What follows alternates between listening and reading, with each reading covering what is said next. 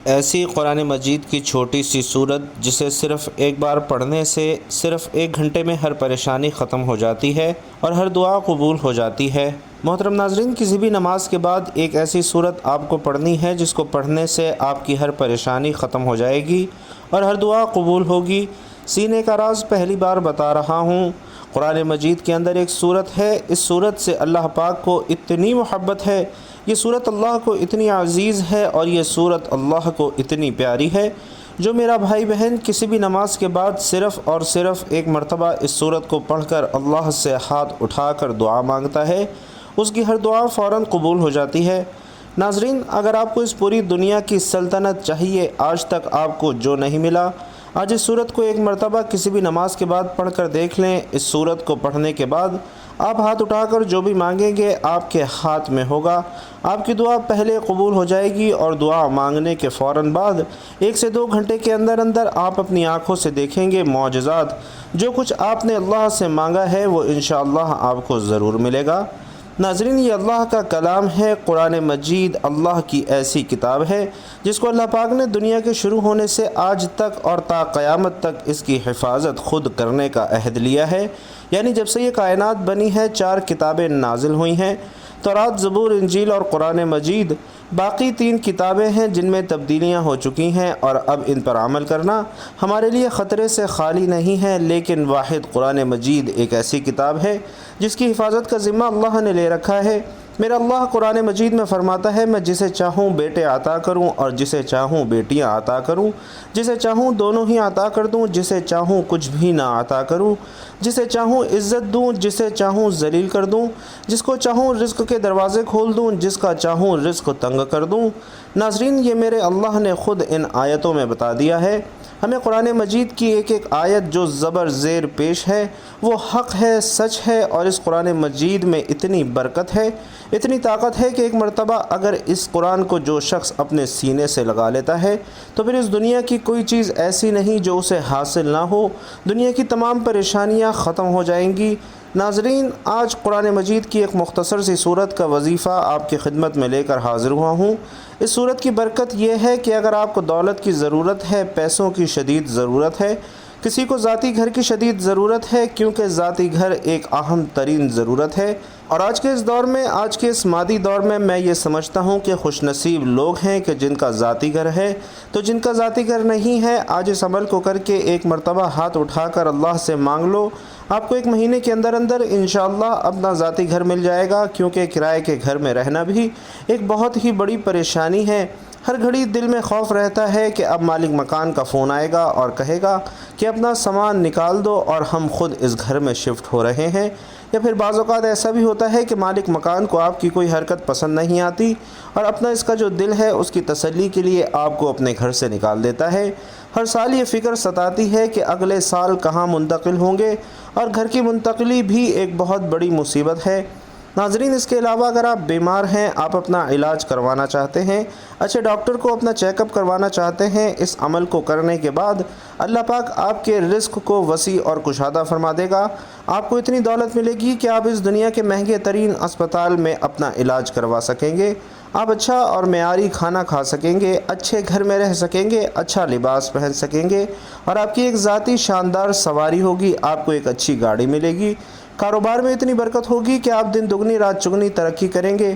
ناظرین، ہم نے اس دنیا کو اولین ترجیح دی ہے اور دین کو پیچھے چھوڑ دیا ہے، اور یقین جانیے یہی ہمارے زوال کی ایک بہت بڑی وجہ ہے، ہماری ناکامی کی یہ بہت بڑی وجہ ہے کہ ہم نے اللہ اور اللہ کے رسول صلی اللہ علیہ وسلم کا بتایا ہوا راستہ چھوڑ دیا ہے اور دنیا کے پیچھے ایسے بھاگ رہے ہیں کہ نہ فرض نماز کی فکر ہے، نہ تلاوت قرآن کی فکر ہے، نہ صدقہ خیرات کی فکر ہے، اور بعد میں پریشان رہتے ہیں اور سوچتے ہیں کہ یہ ہمارے ساتھ کیا ہو رہا ہے، ہماری زندگی دشوار ہوتی جا رہی ہے۔ ناظرین، اس مشکل سے نکالنے کا ایک راستہ آپ کو بتا رہا ہوں۔ اللہ کی قسم، اگر آپ نے عمل کر لیا، ساری زندگی آپ اس بندہ ناچیز کو دعائیں دیں گے۔ ساری زندگی میں آپ کو ایک مرتبہ اس عمل کو کرنا ہے۔ مختصر سا عمل ہے۔ جو لوگ کسی بھی نماز کے بعد اس سورت کو ایک مرتبہ پڑھ کر اللہ سے دعا مانگتے ہیں تو اللہ ان کی ایسی ایسی غیبی مدد کرتا ہے کہ آج اگر آپ کو میں ان کے نام گنوانا شروع کر دوں اور جو معجزات میں نے اپنی آنکھوں سے دیکھے ہیں، جو واقعات میں نے سنے ہیں، آپ کو بتانا شروع کر دوں تو وقت کی کمی کی وجہ سے آپ کو بتا نہ سکوں گا اور ویڈیو بھی کافی لمبی ہو جائے گی۔ مختصر بات یہ ہے کہ آپ نے صرف اس کو اپنے ہاتھ میں کرنا ہے، اپنے سینے سے لگا لینا ہے۔ محترم ناظرین، آج کے دن یہ سورت پڑھ لیں اور پھر اللہ پاک کی جانب سے ایسی مدد ملے گی، 100 کروڑ کی بھی ضرورت ہوگی تو اللہ پاک عطا فرما دیں گے۔ محترم ناظرین، یہ عمل کرنے سے آپ کی پریشانی انشاءاللہ 1 گھنٹے میں ختم ہو جائے گی اور آپ کی دعا بھی فوراً قبول ہوگی۔ ارشاد باری تعالی ہے، اور تمہارے رب نے فرمایا مجھ سے دعا کرو میں قبول کروں گا۔ ناظرین، اس آیت میں لفظ ادعونی کے بارے میں ایک قول یہ ہے کہ اس سے مراد دعا ہے، معنی یہ ہوا کہ اے لوگوں مجھ سے دعا کرو میں اسے قبول کروں گا، اور ایک قول یہ ہے کہ اس سے مراد عبادت ہے، معنی یہ ہوا کہ تم میری عبادت کرو میں تمہیں ثواب دوں گا۔ ناظرین کرام، دعا ایک عظیم الشان عبادت ہے جس کی فضیلت اور عظمت پر بکثرت آیت کریمہ اور احادیث طیبہ وارد ہوئی ہیں۔ دعا کی نہایت عظمت میں ایک حکمت یہ ہے کہ دعا اللہ تعالیٰ سے ہماری محبت کے اظہار، اس کی شان الوہیت کے حضور ہماری عبدیت کی علامت، اس کے علم و قدرت اور عطا پر ہمارے توکل اور اعتماد کا مظہر اور اس کی ذات پاک پر ہمارے ایمان کا اقرار اور ثبوت ہے۔ ہمارا عقیدہ ہے کہ اللہ تعالی ہمارا خالق ہے، مالک ہے، رازق ہے، وہ رب العالمین، ارحم الراحمین، احکم الحاکمین اور مالک الملک ہے۔ تمام عزتیں، عظمتیں، قدرتیں، خزانے، ملکیتیں، بادشاہتیں اسی کے پاس ہیں۔ سب کا داتا اور داتاؤں کا داتا وہی ہے۔ ساری مخلوق اسی کی بارگاہ کی محتاج ہے اور اسی کے دربار میں سوالی ہے، جبکہ وہ عظمتوں والا خدا بے نیاز، غنی، بے پرواہ اور تمام حاجتوں سے پاک ہے۔ وہ جواد و کریم ہے، بخششیں فرماتا ہے اور جود و کرم کے دریا بہاتا ہے۔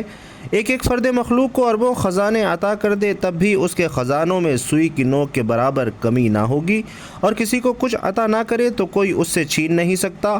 وہ کسی کو دینا چاہے تو کوئی اسے روک نہیں سکتا، اور وہ کسی سے روک لے تو کوئی اسے دے نہیں سکتا۔ جب ہم دعا مانگتے ہیں تو اللہ تعالیٰ کے بارے میں یہی عقیدہ اور ایمان ہمارے دل و دماغ میں شعوری یا لاشعوری طور پر موجود ہوتا ہے، جو الفاظ و کیفیات کی صورت میں دعا کے سانچے میں ڈھل جاتا ہے۔ اس حکمت کو سامنے رکھ کر غور کر لیں کہ جب دعا اس قدر عظیم عقیدے کا اظہار ہے تو کیوں نہ اعلیٰ درجے کی عبادت بلکہ عبادت کا مغز قرار پائے۔ اس تقریر کو سامنے رکھ کر دعا کے فضائل پڑھیے اور رحمت خداوندی پر جھومیے۔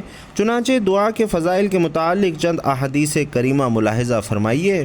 اللہ کے نزدیک کوئی چیز دعا سے بزرگ تر نہیں۔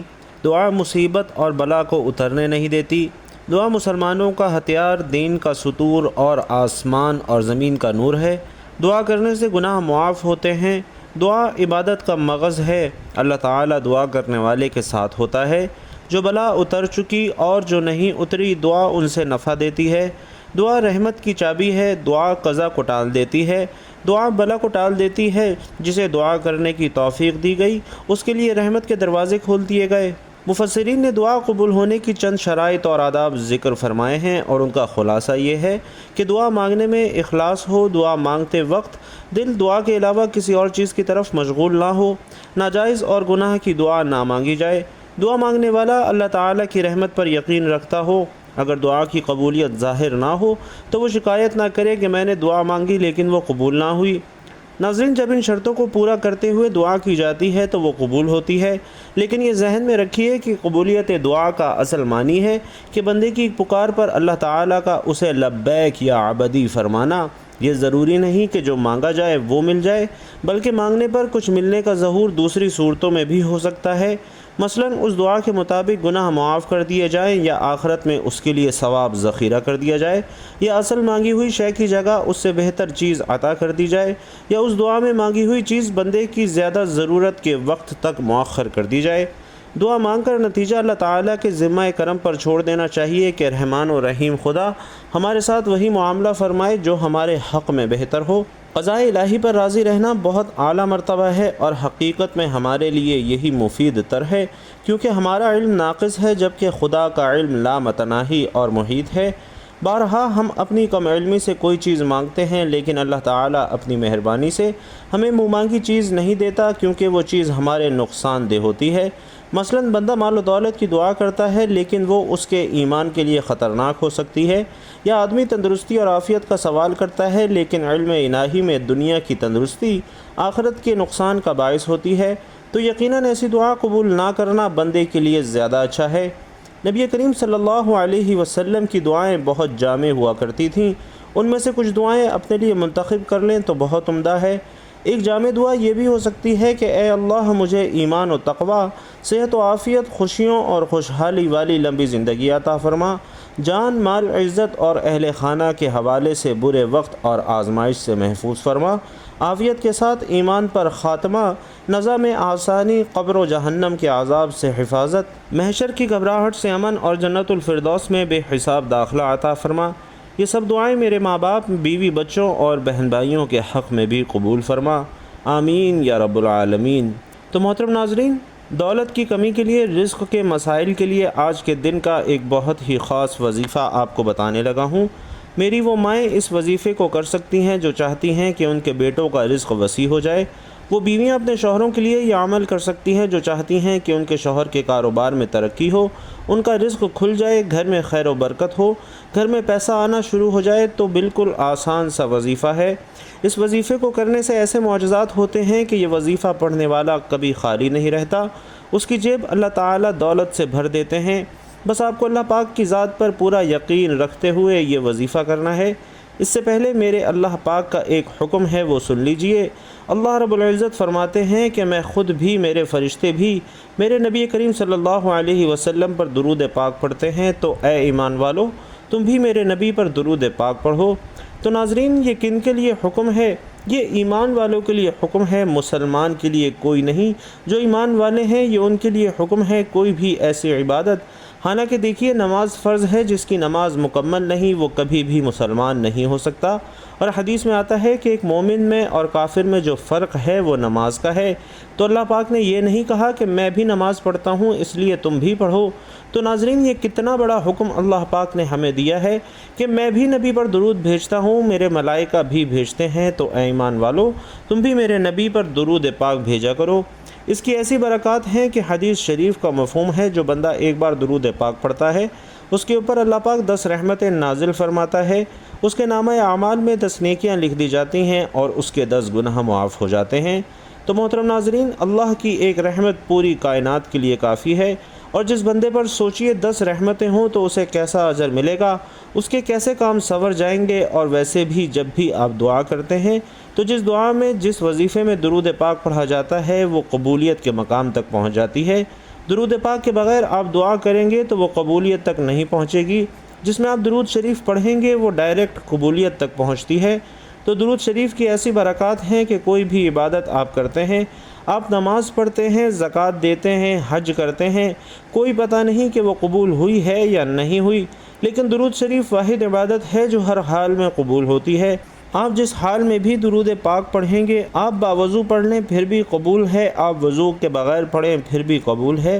یہ ایسا اللہ پاک نے محبت کا اثر رکھا ہے درود پاک میں کہ درود پاک آپ نبی کریم صلی اللہ علیہ وسلم کی ذات اقدس پر پڑھیں گے، آپ کی زندگی سنور جائے گی۔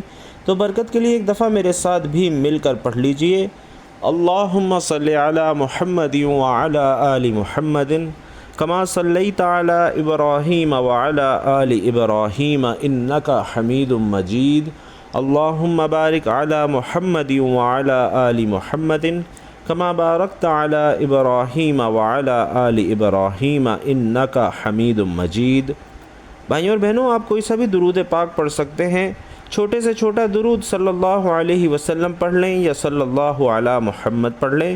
تو میرے بھائیوں اور بہنوں، رزق اور دولت کے لیے، پیسوں کے لیے جتنے بھی آپ کے مسائل ہیں، جتنی بھی آپ کو تنگی ہے، اگر آپ بے اولاد ہیں، آپ کو اولاد کا حصول چاہیے، اچھے رشتوں کی تلاش ہے، الغرض ہر مقصد کے لیے آپ اس وظیفے کو کر سکتے ہیں۔ آپ قرضوں میں ڈوبے ہوئے ہیں تو انشاءاللہ غیب سے ایسے اسباب پیدا ہو جائیں گے کہ آپ کے قرضے بھی اتر جائیں گے، اللہ پاک آپ کو غنی بھی کر دے گا۔ آپ کی جاب کا کوئی مسئلہ ہے تو وہ بھی انشاءاللہ حل ہو جائے گا۔ آپ کہیں پر بھی بیٹھ کر کسی بھی ٹائم اس عمل کو کر سکتے ہیں۔ ناظرین بالکل مختصر سا عمل ہے، صرف 4 سے 5 منٹ آپ کے لگیں گے۔ اگر آپ جاب پر موجود ہیں تو وہاں پہ آپ اس وظیفے کو کر سکتے ہیں۔ ہم آپ کے لیے اتنی محنت کرتے ہیں تو اتنا تو ہمارا حق بنتا ہے کہ اس ویڈیو میں ایک مرتبہ آپ سبحان اللہ لکھ دیجئے۔ تو ناظرین آپ کسی بھی وقت اس عمل کو کر سکتے ہیں۔ آپ نے باوضو ہو جانا ہے اور باوضو ہو کر آپ نے سب سے پہلے اعوذ باللہ من الشیطان الرجیم بسم اللہ الرحمن الرحیم 3 مرتبہ پڑھنا ہے، اور اس کے بعد درود شریف پڑھ لینا ہے۔ درود شریف آپ چاہے درود ابراہیمی پڑھ لیں یا چاہے چھوٹے سے چھوٹا درود پاک صلی اللہ علیہ وآلہ وسلم پڑھ لیں۔ محترم ناظرین قرآن مجید کی ایک سورت کا وظیفہ فجر کی نماز کے بعد آپ نے کرنا ہے، چاہے تو کسی بھی نماز کے بعد کر سکتے ہیں، لیکن فجر کی نماز کے بعد پڑھنا زیادہ بہتر ہے۔ تو سب سے پہلے آپ نے نماز فجر ادا کر لی۔ اس کی ایک شرط یہ ہے کہ جو بھی مرد حضرات ہیں ان کو یہ کرنا ہے کہ ہر نماز باجماعت ادا کرنی ہے۔ وہ باجماعت نماز ادا کرنے کی ایک وجہ یہ ہے کہ اس وظیفے کا اثر تب ہی ہوگا جب آپ باجماعت نماز ادا کریں گے، اور خواتین وظیفے کو گھر میں کر سکتی ہیں۔ فجر کی نماز کے بعد برکتیں آپ اپنی آنکھوں سے دیکھنا شروع کر دیں گے۔ تو آپ نے فجر کی نماز باجماعت ادا کرنی ہے۔ سب سے پہلے آپ نے اول و آخر 3 مرتبہ درود ابراہیمی پڑھنا ہے، اور اس کے بعد آپ نے 100 مرتبہ یا رزاقو پڑھنا ہے۔ یا رزاقو کی ایک تسبیح آپ نے مکمل پڑھنی ہے، اور اس کے بعد ایک تسبیح پہلے کلمے کی پڑھنی ہے، یعنی لا الہ الا اللہ محمد الرسول اللہ 100 مرتبہ پڑھنا ہے، اور اس کے بعد آپ نے 3 مرتبہ پھر درود ابراہیمی پڑھ لینا ہے۔ پھر آپ لوگ ہاتھ اٹھا کر سچے دل سے دعا مانگنا شروع کر دیجئے۔ پھر آپ لوگوں نے سورۃ المزمل 1 مرتبہ پڑھنی ہے، اور جو آپ کا مقصد ہے اس کو اپنے ذہن میں رکھنا ہے۔ اس وظیفے کو کیجئے، انشاءاللہ آپ کی بگڑی بن جائے گی، آپ کے معاملات حل ہو جائیں گے، اور جو بھی آپ کا مقصد ہے انشاءاللہ وہ پورا ہوگا۔ اللہ پاک آپ کو ایک ہی بار کرنے کی برکت سے ایسا نوازے گا کہ آپ سوچ بھی نہیں سکتے۔ جو ترتیب آپ کو بتائی ہے اسی ترتیب کے ساتھ کرنا ہے۔ باجماعت نماز پڑھنی ہے، اور اس کے بعد نماز کی دعا میں شریک ہونا ہے۔ پھر آپ نے اپنا عمل شروع کرنا ہے، اور پھر دعا مانگنی ہے، اور پھر سورۃ المزمل پڑھنی ہے، پھر دعا مانگنی ہے۔ اس طریقے سے آپ لوگ اس عمل کو کریں۔ اگر میرا کوئی بھائی چاہتا ہے کہ وہ اس عمل کو روز کرے تو وہ روز کر سکتا ہے، یا پھر جب اس کا دل کر رہا ہے کہ وہ پریشان ہے، کوئی پریشانی آنے والی ہے، تو اس عمل کو زندگی میں ایک بار آپ لوگوں نے لازمی کرنا ہے۔ بھائیوں اور بہنوں، مسلمان ہونے کی حیثیت سے ہمیں اس بات کا یقین رکھنا چاہیے کہ جس طرح دنیاوی زندگی عارضی اور مختصر ہے، اسی طرح اس زندگی کے دوران پہنچنے والی مصیبتیں اور مشکلات بھی عارضی ہیں، جو آج ہیں تو کل نہیں ہوں گی۔ اس کا ثبوت چاہیے تو اپنی گزشتہ زندگی میں جھانک کر دیکھ لیجئے کہ کیسی کیسی مشکلیں آئی ہوں گی، لیکن کچھ وقت گزرنے کے بعد آسان ہو گئی ہوں گی۔ تو محترم ناظرین، اپنی مشکلات کا ذمہ دار کسی اور کو ٹھہرانے کے بجائے یہ ذہن بنائیے کہ اس کا سبب میرے گناہ ہیں، اور سچی توبہ کی طرف قدم بڑھائیے۔ قرآن پاک میں ارشاد ہے، اور تمہیں جو مصیبت پہنچی وہ اس کے سبب سے ہے جو تمہارے ہاتھوں نے کمایا، اور بہت کچھ تو اللہ معاف فرما دیتا ہے۔ ہم جب کسی چیز کے بارے میں بہت زیادہ سوچتے ہیں تو وہ ہمارے دل و دماغ پر حاوی ہو جاتی ہے۔ اس لیے اگر آپ اپنی مشکلات اور پریشانیوں کے بارے میں ہی سوچتے رہیں گے کہ میں تو سراپے مسائل ہوں، مشکلات نے میرے گھر کا رستہ دیکھ لیا ہے، تو بھائیوں اور بہنوں ذہنی دباؤ میں ہی اضافہ ہوگا۔ اس لیے آپ اپنی توجہ کسی اور طرف پھیر لیجئے۔ فرمان مصطفیٰ صلی اللہ علیہ وسلم ہے کہ جس کی فکریں زیادہ ہو جاتی ہیں اس کا بدن سقیم یعنی بیمار ہو جاتا ہے۔ مشکل کے حل کی طرف قدم بڑھانے کے لیے اپنا ذہن بنائیے، جذبہ ابھاریے، اور اس کے لیے بزرگان دین کی سیرت کی طرف نظر دوڑائیے کہ انہیں اپنی زندگی میں کیسی کیسی مشکلات کا سامنا ہوا۔ جیسے حضرت ابراہیم علیہ السلام کو نمرود جیسے ظالم بادشاہ نے تکالیف دیں، حتیٰ کہ آگ میں جلانے کی کوشش کی۔ حضرت ایوب علیہ السلام طویل صبر آزما بیماری میں مبتلا رہے۔ حضرت یعقوب علیہ السلام کو طویل عرصہ اپنے بیٹے حضرت یوسف علیہ السلام کی جدائی برداشت کرنا پڑی۔ حضرت یوسف علیہ السلام کو ظلماً جیل میں ڈال دیا گیا۔ حضرت یونس علیہ السلام ایک مدت تک مچھلی کے پیٹ میں رہے۔ حضرت موسیٰ علیہ السلام کی زندگی کو فرعون جیسے ظالم اور جابر بادشاہ نے مشکل بنانے میں کوئی کسر نہیں چھوڑی، اور خود ہمارے پیارے آقا محمد مصطفیٰ صلی اللہ علیہ وسلم کو کافروں نے کس کس طرح سے ستایا، لیکن ان پاکیزہ شخصیات نے صبر اور ہمت کا پیکر بن کر ان مشکلات کا سامنا کیا۔ تو پہلے اپنے رب کریم سے دعا مانگیے اور پھر ضرورتاً تجربہ کار اور مہارت رکھنے والے افراد سے مشورہ کیجیے اور ان مشکلات کے حل کی طرف قدم بڑھا دیجیے۔